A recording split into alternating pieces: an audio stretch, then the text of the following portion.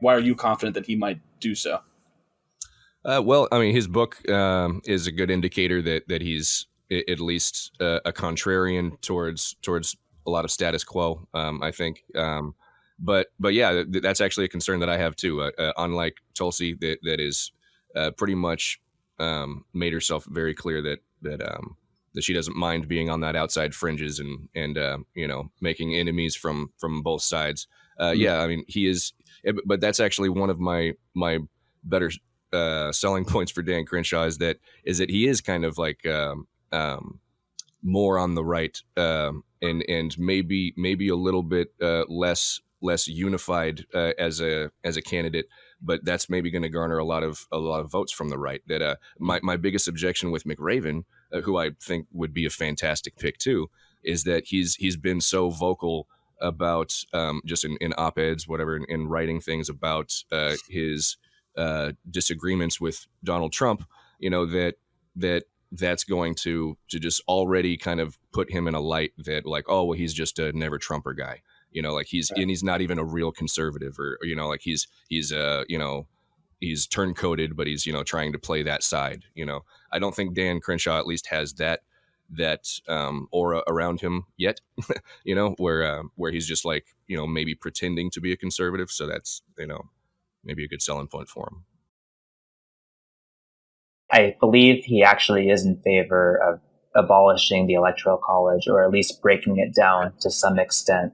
So, well, there would be less of an Electoral College, I guess, less of states having to vote either blue or red all the way through, which is another relatively undemocratic practice, I think.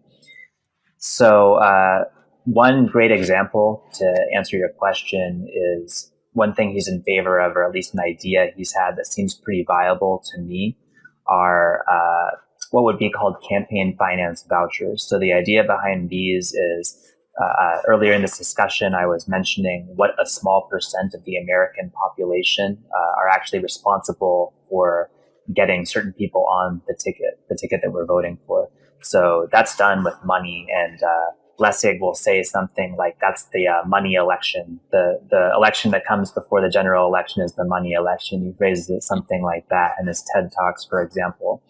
So that's why it's so few people deciding, because it's so few people with the means, the financial means to be able to do that. So the way a campaign finance voucher would work, and I believe that Andrew Yang would actually talk about this at some points too, as a more fair way to do things. Rather than people spending money, everyone would get a voucher. Every U.S. citizen would get a voucher and then be able to give that voucher to a candidate of their choice. And that would be where the funding comes from, not just out of people's pockets. So that would be a really, in my mind, simple and innovative way to fix this problem of so few financiers for the campaigns, which then end up deciding who goes on our tickets. That would distribute that choice to the U.S. citizen, every U.S. citizen more broadly. And I see this movement as being one of two things or both. One is you can imagine someone who has an idea like that, sort of like Yang had ideas, and that seems so sensible. And you say, well, if only we could implement something as sensible as this, then maybe we could take things in a positive direction. On the other hand, the other half of what we're looking for, I suppose, is that somebody who brings an idea to the table and hears pushback from somebody of opposition, whether it's political opposition or just temperamental or different ideas, are they willing and able to, let's not even say compromise, but collaborate to make that a more fruitful decision for everybody? And do you think that would be so for Lessig? The ability to create a system like that, is that what you're asking? Would he collaborate if somebody pushed back on his idea for sensible reasons? Well, yeah, I guess I'm putting words in his mouth at this point, but I think if he were able to, I guess we're all doing that a little bit. I think if he were able to push our system more towards his ideal, which I just framed, I think he would do that. I don't think he would be so idealistic about it as to not make any change just because he was having a disagreement about that change with someone else.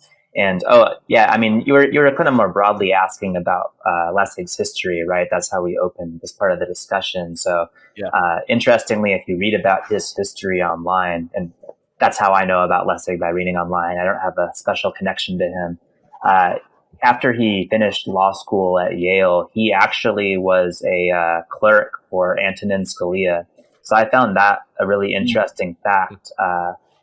I think if you read Wikipedia's page, it has some one-liner in there like that shows that Scalia chose Lessig for his brilliance and not for his partisan politics. I mean, I don't know how true that is, but nonetheless, he was able to work with one of the most conservative Supreme Court judges that we can all remember. So I think that says a lot about his ability to cross the aisle. And yeah, for all those that go and watch his TED Talks after this, he makes it very, very clear that this is not a partisan issue. The issues he's discussing are ones that affect Democrats, they affect Republicans. Maybe they affect both parties, each in a slightly different way, but it's by no means a one-sided thing. I mean, he just seems hyper aware of the fact that he needs to cross the aisle, and other people need to be able to cross the aisle and have discussions about this to make progress.